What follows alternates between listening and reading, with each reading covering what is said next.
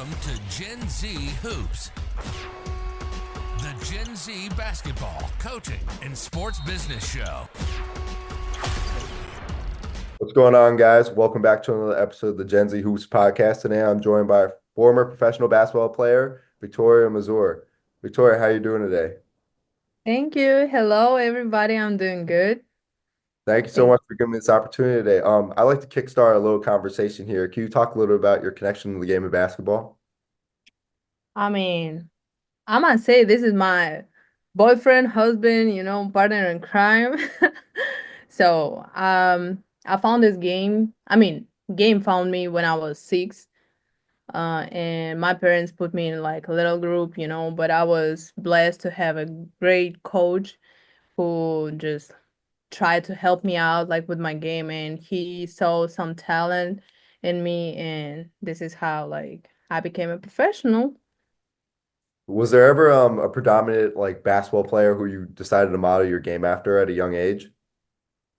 Honestly, the first basketball player I saw it was Michael Jordan. And the reason is like why I got so much love for him because he looks like my dad. And I had no idea he's a basketball player, and I was like, "Oh my God, he looks like my dad." So I tried to follow, his steps, but then I realized like he's really, really good because like I'm from Russia, and back then we had no cable TV, like we barely watched NBA, so we got no clue about NBA, honestly. And then I realized like he's like superstar, he is a gold, and I was so happy, and he motivated me like to go because he's black person and where I'm from like we got honestly maybe 2% of black people, and I felt like he's kind of like my dad, and I tried to be like him. Well, I don't know about him being the GOAT and all that. I'm more of like a LeBron guy, my Here we go. generation. Here we go. Don't even start.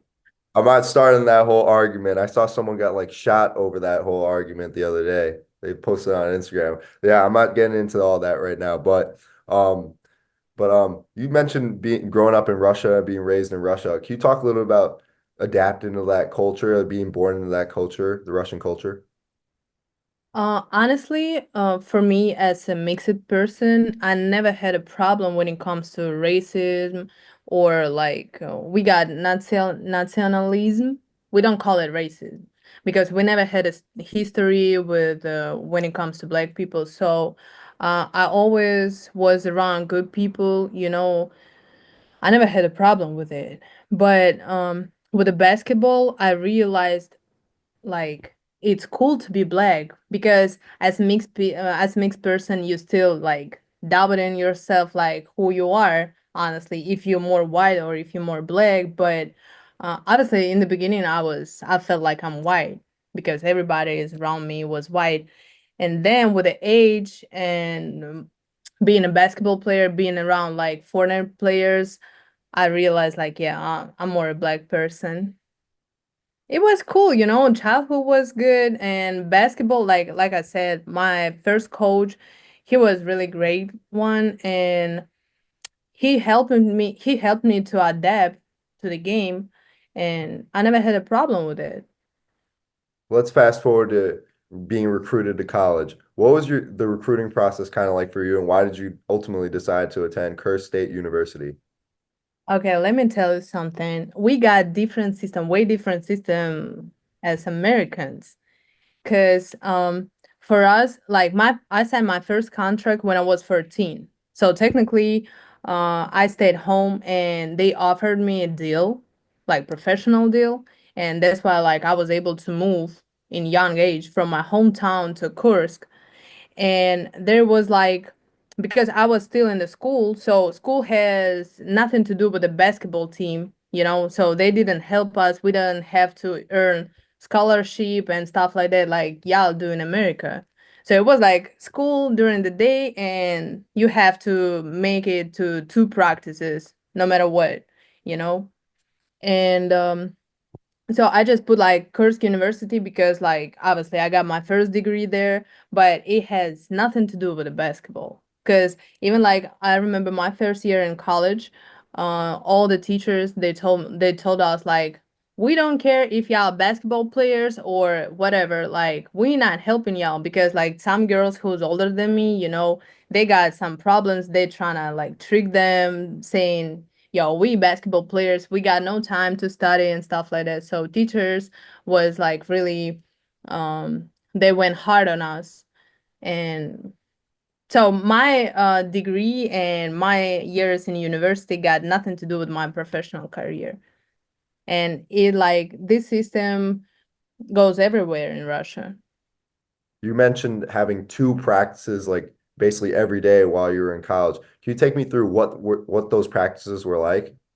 Oh my God. Like, honestly, I never, I mean, maybe 1 year out of my 18 years professional career, I had one practice a day. It happened one season.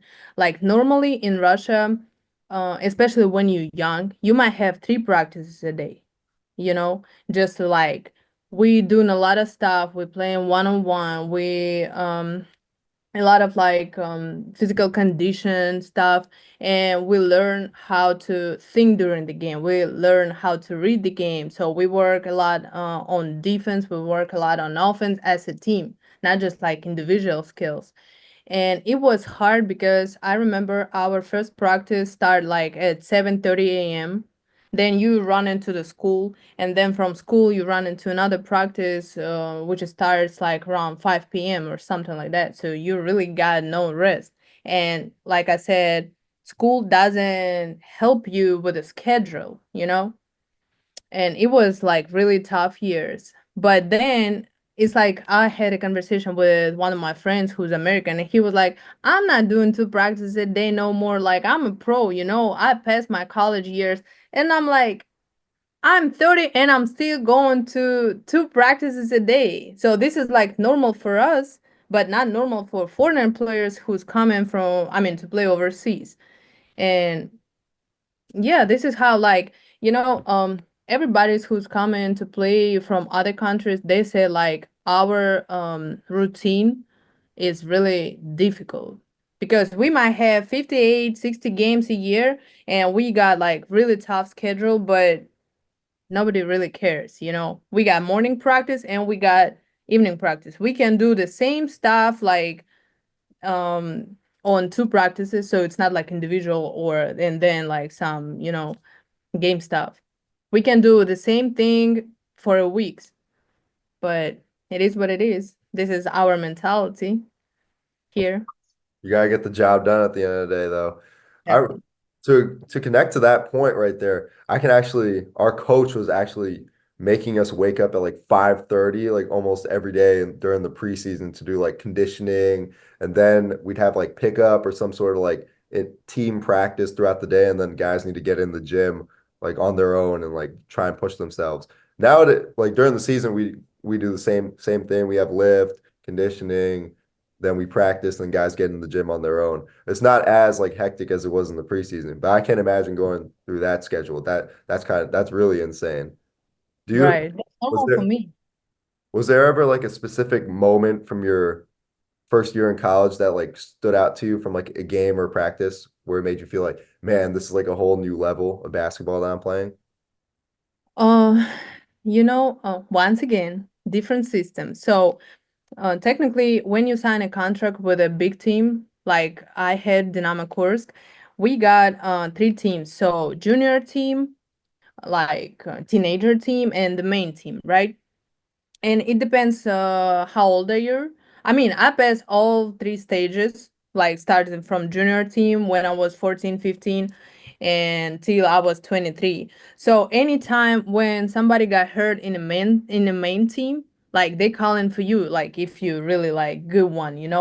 And every time, I mean, I remember when the first time they asked me to come join to the main team because like their point guard got injured a little bit and stuff like that. I was so nervous, but I was excited, and it was like it felt. I mean, once I showed up to the practice, it felt like I cannot really play basketball, but I was so blessed to have this moment because before earlier, like we got girls like Michelle Snows. She's WNBA player. It's like Tameka Johnson. I mean, she used to be point guard, and you standing by them and you understand like, oh my God, they're really superstars.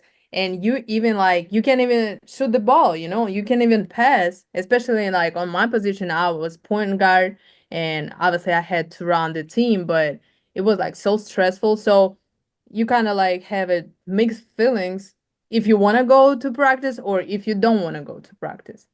So I really remember the moment like when they called me first time. I mean, my coach called me and he said like, "Hey, you don't have to go to our practice. You're going to practice with the first team." And I'm like, "No, please. God, not me."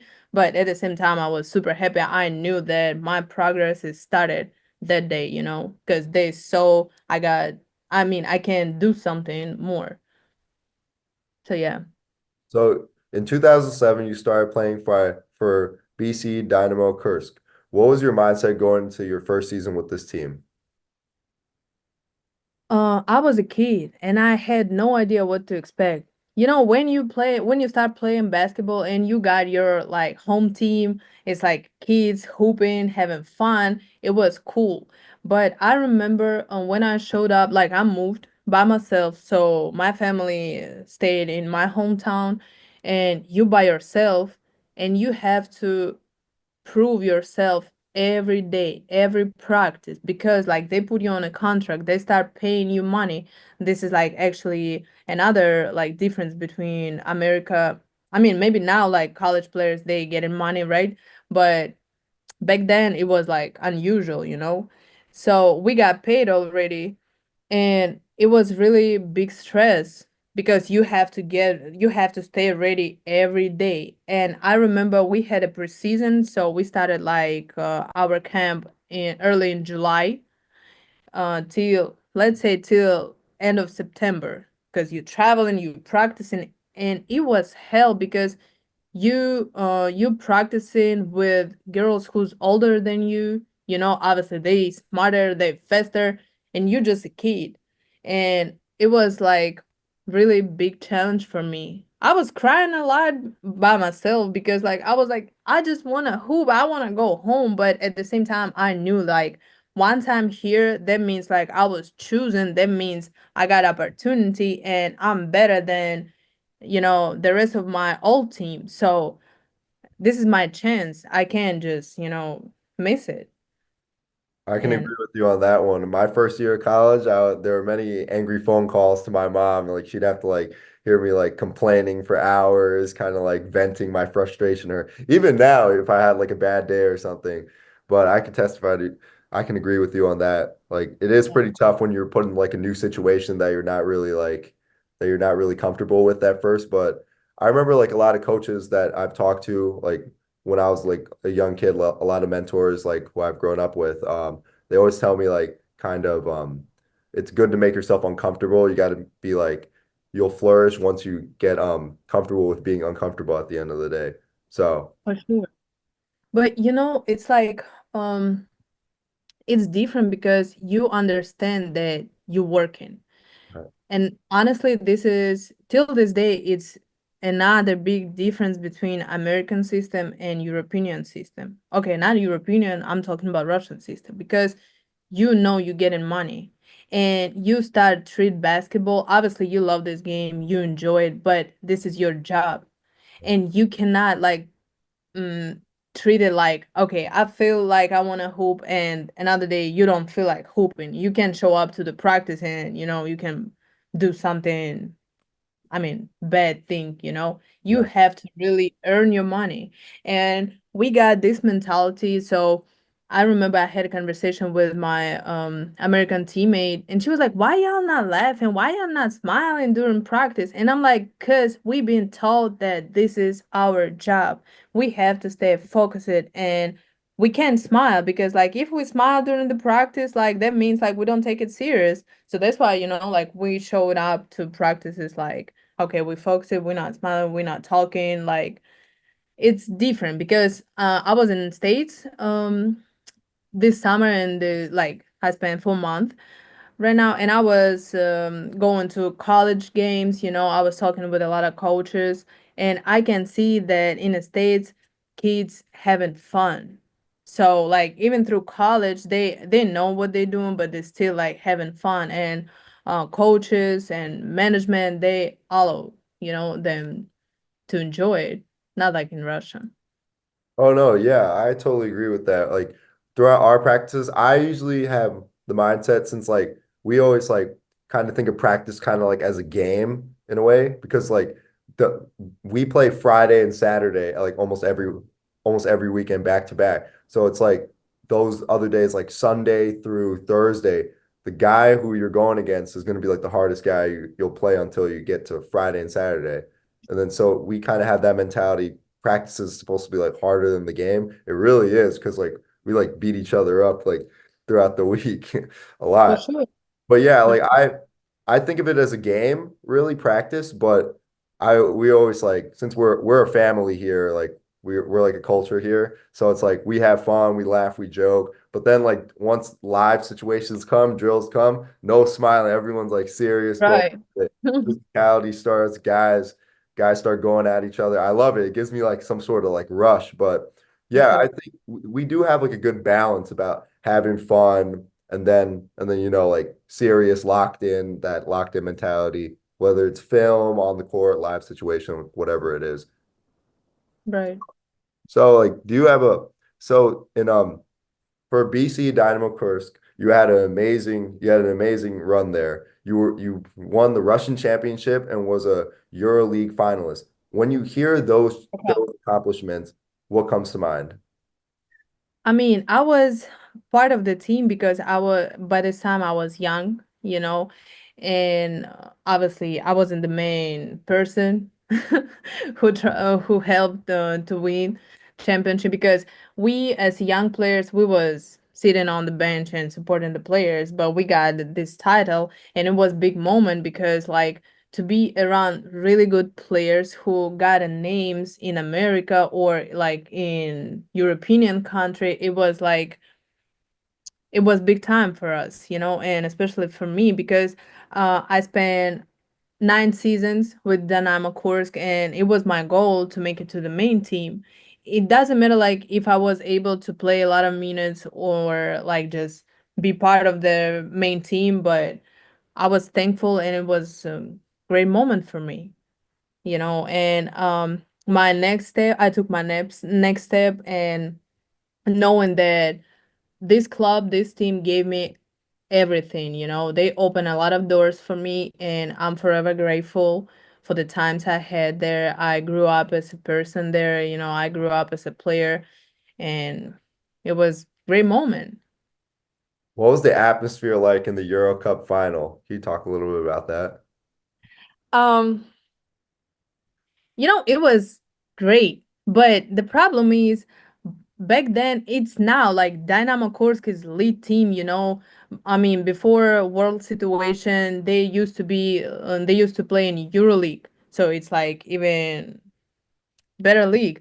Right. And now fans they adapt to the system, they like going to the games, they support the team. But when I was there, we just opened the new gene, we just got the new arena which was huge and still now it's huge. And it was like not a lot of fans, but the city was proud that the team made it. And I must say for that time, like it was great atmosphere. But because I was 22, I think that time. And to even like to move, to look around, it was kind of uncomfortable because like you don't know, you're not used to being in those situations where like you got a crowd around you, like you got Americans. And by this time, mind you, I couldn't speak English at all. So I didn't understand what they're saying. I knew some basketball terms, but like I wasn't able to talk to them. And it was like a lot of mixed like emotions inside. And I felt like I'm in a blender or something because like everything happened so fast. But it was a great feeling, you know? I know this is a little off topic, but when did you actually learn how to speak English? Oh my God. You won't believe me, but it happened in 2015. Okay. I remember I went to the store and some foreigner man he came to me. He was probably was Arabic or something. He asked me like, "Is it a salmon?" And in my head, I translated, I knew what he's asking, but I couldn't respond. And, I felt shamed and I just left without saying a word. And this is like Russian culture thing, because we think that, we're so shy and maybe people think we're rude, but honestly, like we just don't know how to enter and we prefer to leave. This is what I did. And then till this day, I remember this moment. And I was like, how is it possible? I'm looking like a foreigner person and black person, and I can speak English. So then I started listening Young Thug, you know, and I love his song Just Might Be. This like album was lead, but obviously I didn't say, I mean, I didn't understand the word.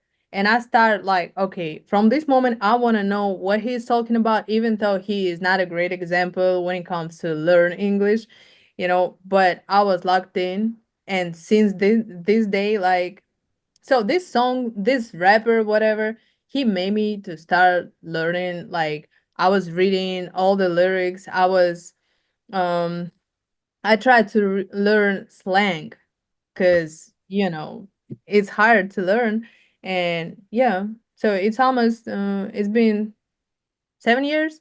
Right. Yeah, since I started my. That might be the most crazy way that I've ever heard someone's learn English. Young Thug, who would have thought? That's Oh cool my God, though. I love him. That's I sick. love him. You probably wanted to say like, I don't know if my Russian is right, but you probably wanted to say like da to the person. Like that means yeah, right? Yes. Yeah, yeah, Yes, yeah. yeah, I know a little bit. I know a little bit. Good job. So getting back to it, later on in your career, you took your talents to Lithuania to play for BC Suduva, where you won the Lithuanian Cup championship and Lithuanian championship. Can you take me through the ups and downs of that season and what was the feeling of winning two big championships that year? Uh, it was tough moment for me because mentally I wasn't in the right place when it comes to like my personal life. And I didn't sign a contract in Russia because I thought like at this moment like I need some little break, for myself. And then I was like, okay, so what am I gonna do? And then my agent, like, he called me and he said, V, you need to play, you need to play. And I'm like, and I felt like I really can't live without basketball, Because you always keep in mind, oh my God, I'm so tired going on practice. I'm so tired of this schedule. Like, let me just rest. And I realized this lifestyle is not for me. And he called me with an offer from Lithuania because they've been looking for a point guard. And I'm like, let's go. Because I knew this country. With that Dynamo, we always had a preseason there, so I was familiar. And once I got there, coach sent me all the plays like straight away, and I remember sitting in the airport just like, trying to learn it, trying to remember because we had a game maybe in a couple days after I arrived, and it was tough, but it was good experience. I'm not saying tough because of the level. I still think like in Russia we got way better level, but like to deal with my mental stuff and try to perform, it was kind of like difficult for me, but I made it. I'm happy that I was able like to help the team, achieve the goals they had. And actually I was surprised because the management was good, like this city, from what I remember, this city got big history because Lithuanians, they really going crazy about basketball. They're really a basketball country. And for this city, it was like huge win. This it was the goal. And this year their mayor or like someone from government, he passed away. So we dedicated like this win to him, right? And yeah, it was fun. It was fun and it was good experience. I met a lot of good people, great teammates, coaches. He used to be coach of national team also, and it was good. And I came back home with 2 titles, feeling myself, and I already signed a contract back home, like with Dynamo Moscow, which is great. It was my dream to play for Dynamo Moscow. So I felt amazing. So take me through it. Like you were in a whole different like country. Where did you find motivation from throughout the season? When it comes to Lithuania, Yeah. I mean everything is in you, you know. Honestly, I don't know how it works for men, but I feel like with a woman, when it comes to women, of course we got energy when we in love, we got like boyfriend or husband.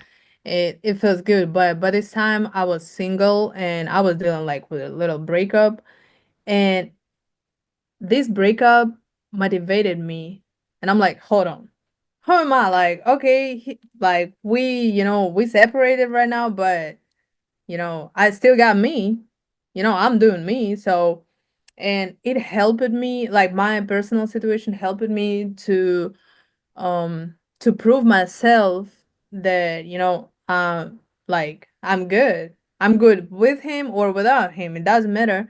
And I'm thankful for those times because like I was kind of like scared to sign a contract because I was like, kind of unstable emotionally and traveling to another country dealing with like foreigners, and like it was kind of tricky. But yeah, I think this season helped me to pass my trauma, and I made it. I'm thankful. I do think like I can also testify to this when you have like a significant loss or something's like missing in your life that kind of like motivates you and kind of like you can tap into some sort of untapped motivation that you have there and it can push you forward. Like for example, I've told the story before on here a lot. Like I redshirted last year, so I didn't play my freshman year. So I'm thinking like the whole year I gotta get in the gym, I gotta lift, I gotta keep up with these guys. 'Cause I'm not like practicing in practice with these guys. I'm not playing in games or anything like that. I'm just like sitting on the bench. So it's like I can't get left behind. I gotta like prove to coach, prove to everyone that I am a good player, that I can play the game. So Right. like before the interview started, I was telling you about like yeah, I'll like wake up at like 4:30 over the summer. I'll be in the gym until like 12 o'clock at night, like 2 workouts a day. So it was kind of like every day. It kind of drives you crazy in a way too. Like you feel like you're mentally unstable, mentally insane because you're thinking about one thing over and over again. It's like, what if this goes wrong? But you can't really think like that. It pushes you in a whole different direction. You have some sort of untapped potential. So I can connect to you on that note. Yeah. I mean, the only thing I got through my whole career is like because my height is 5'3", right? And like, okay, let's say I'm short. I'm not a basketball player when it comes to like, height. And I had to prove every day that short people can play the ball. It's not about like you can be 6'8", whatever, 7 feet, and you can do nothing on the court. And this is like motivated me till my last day as a professional basketball player. I had to prove everybody that we still can hoop. We can do, I don't want to say more. I mean, we're the same. We're the same. And I really like, even now I'm watching EuroLeague, like I told you before, EuroLeague, Euro Cup games, and like even NBA. I mean NBA now, but when it comes to European basketball, they start signing like short players, who's not that tall. And I'm really happy about it because I know what they've been going through, and the same thing I did. And this is like really motivate you to prove yourself, to prove coaches, to prove like everybody else, like, yeah, I'm not tall, but I can hoop. Just put me on the court and I will show you. And yeah, it was my trigger, so it's kind of like, pushed me forward every time. Well, 100% heart over height. That's what a lot of people say. Our starting point guard, he's not the biggest guy out there. Aiden Rodgers, he's not the biggest guy out there. He's actually on the smaller end. And this guy's playing like 40 something minutes a game, some games, like high 30s. Right. Yeah. But that's crazy because, like, I felt like as a short people, we have to prove that, okay, you can play, you gotta play defense, you gotta play offense, you gotta run the team because obviously you a guard. And this, like, a lot of responsibilities on your shoulders. And I mean, I can speak, right? I can speak my mind. And when it comes to like post players, they just gotta be tall. Mhm. Just like, I mean, we've been making jokes because obviously I got friends who is post players, and I'm like, you just have to stay right there and wait for me to like dribble, through the three defenders and give you the ball. And you just have to shoot it. That's it. Like, so we've been laughing about it, but I feel like when it comes to guards, it doesn't matter like what position you play. You really have to put a lot of work, Oh, to yeah, to become a your ball professional. handling, your shooting, handle the press. That's the worst. The press is the worst Words, part. All the what?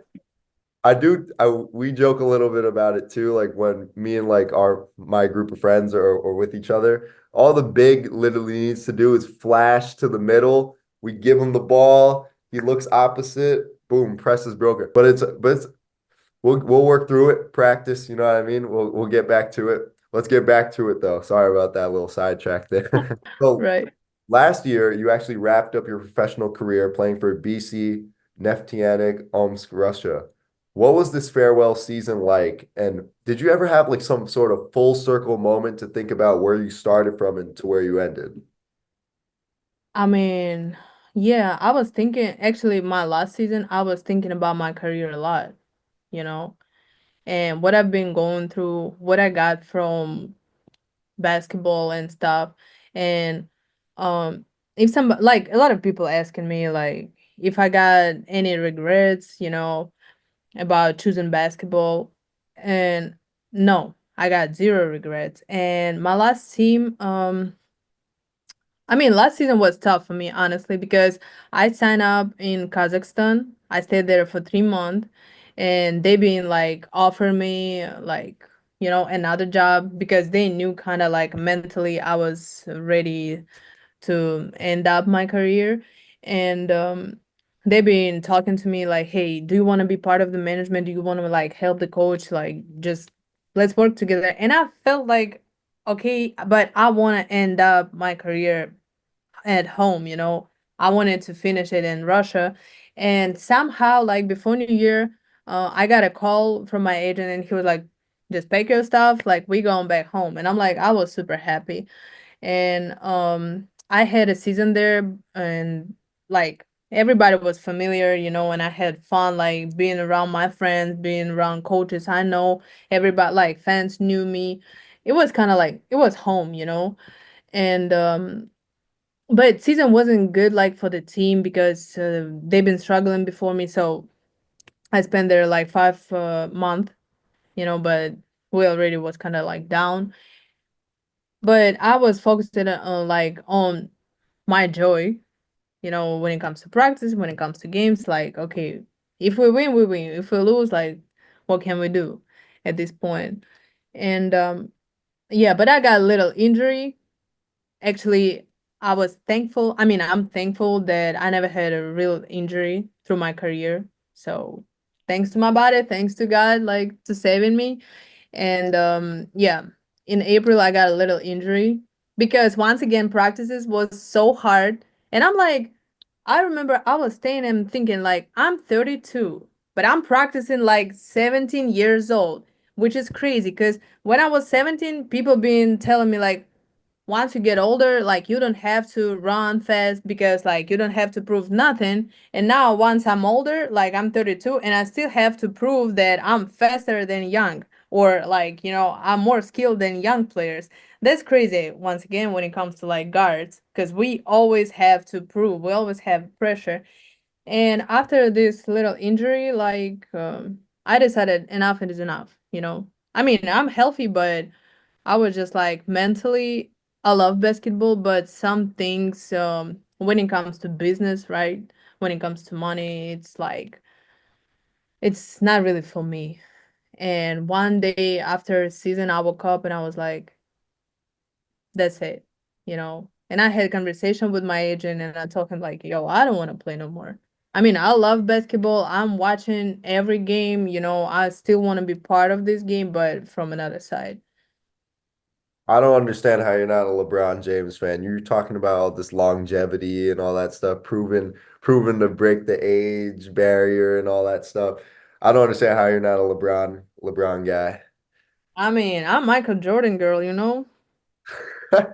LeBron got nothing to do with it. I mean, he's a great player, but I don't want to argue about it. It's like I'm an old school lady. So, yeah. I'll let you off the hook with that one. I'll let you off the hook. It's all right. So now that your career is all wrapped up, what are your future aspirations for the rest of your career going forward? Um, I I want to be a basketball agent. This thing came to my mind earlier because my agent, I mean, we close, we know each other like almost 12 years. And maybe 5 years ago, he started talking about like, yo, we can work together because he knows my personality. He knows that, you know, I'm easy to communicate and stuff like that. And he was like, you'll be good in it. And I got this feeling too. So, with the time, I decided to get my second degree in sports management. Because once again, about LeBron, I don't want to be, you know, that part of like person who be like, oh, you just hoop, like you just athlete, you know, go and dribble. And I decided to get my second degree in sports management. And we had a conversation about me becoming an agent. And I feel like this is what I want to do because I know how it feels like to be a player and I know what the player going through, and this is so important because like it's I mean, it's important to pick the right person, like the mentor, right? The businessman who will help you to achieve your goals and who will help you mentally to stay focused on basketball, and you don't have to worry about things like it's really it's really a big thing, you know, because I know a lot of players they follow in like big names of agencies or they just sign in with anybody who just like got a little offer for them, but then they ended up like struggling or they ended up like being lied to. And my goal is to help players like mentally in any way I can to become a better version of themselves. And that's why, you know, I went to United States earlier, because I don't know, I felt good about myself and I was like, okay, let's give it a try. I got some people, I mean, I knew some people back in States, and we had a conversation before me coming there, and you know, we connected, we talked, like we worked together, and I met a lot of people like from NBA from NBA and from like management industry, actually college coaches and some college players, and it was great experience for me. And I share my things, I mean, I share my thoughts like about me being an agent and how I view this thing. And you know, they helped me with advices and those connections. I truly believe that it will help me out in my future. And now I'm back to Russia. I mean, now currently I'm in Belgrade, but in Russia, I had a conversation with my agent, so we agreed to work together. And yeah, so I want to be in basketball still, you know, but like I said, I can play. I mean, honestly, I can play. I easily could play two more years, you know, but I want to do something else. Of course. I mean, the love for the game will never leave you. Never. It'll always stay in your life somehow, in some way, shape, or form. I'm a firm believer in that, if I say so myself. That's what I'm saying. And you know what's crazy? Um, I really like, I mean, I truly believe every athlete, they got those moments when they be like waking up and they be like, I don't feel like going nowhere. I'm tired. Yeah, Like, I'm done with it. You know, that's me. I was crying, complaining about, I'm tired of this lifestyle. Like, I don't want to do nothing. I mean, but I still did, and I had fun. And I told my close friend, and I said, once I stop playing basketball, I'm not gonna touch the ball for a year. Like, I'm done. And in America, y'all have a great thing because y'all have a lot of gyms, and this is like a problem in Russia. We don't have that open gyms where you can easily go for, let's say, $3, and you got an amazing court. You got like the full access to the court, to weight room, whatever. And in States, I really had fun, and I bought me a basketball, and I ended up like working out on my like by myself. I did it because I felt like this is kind of my chores, this is my therapy, so this is the time where I can forget about everything else, and I just can hoop. And Exactly. of course I met like a lot of good people out there, like guys, kids. They've been asking me if I'm coaching or if I can work with them. Like, I'm like, nah, guys, I'm cool, but I'm here for myself. Yeah. And I was surprised about it. And my friends who knows me, they've been laughing. Like, they've been like, what are you doing? You trying to like sign another contract? And I'm like, nah, that's crazy. Cause like I feel really happy to be able to shoot, to be able to jump, to be able to run. It's like, I don't know. I don't know. Basketball is never ends. No, I get that same feeling actually. Like whenever I'm like, since we're here up on winter break, there's like no one else but like sports teams on our campus right now. So it's like, what am I gonna do? Like sit in my room and like stare at the wall or watch TV? You can like drive yourself crazy doing that, like a Exactly. little bit. I was trying to explain this to a couple of my friends yesterday, like why I went to the gym at midnight to like work out and stuff like that. But I'm like, I was just like sitting around and you get like negative thoughts sometimes, like just sitting around doing nothing. And I'm like, I need to like do some physical activity or something. So I went to just like shoot around and then I ended up working out like full drenched sweat when like the other team walked. Sure. I mean, now they all think I'm crazy, I bet, but small price to pay. Like, who are they? Like, you know what I mean? No, I totally understand. Well, Victoria, thank you so much for giving me this opportunity today. I wish you the best of luck going forward. Thank you for having me. It was a good time. Thanks for listening to Gen Z Hoops. Make sure to follow, like, and subscribe on Instagram, LinkedIn, and all major social media platforms at Gen Z Hoops. You can tune in and subscribe on Apple Podcasts, Spotify, YouTube, and every other podcast platform on the planet. Get ready for the next episode.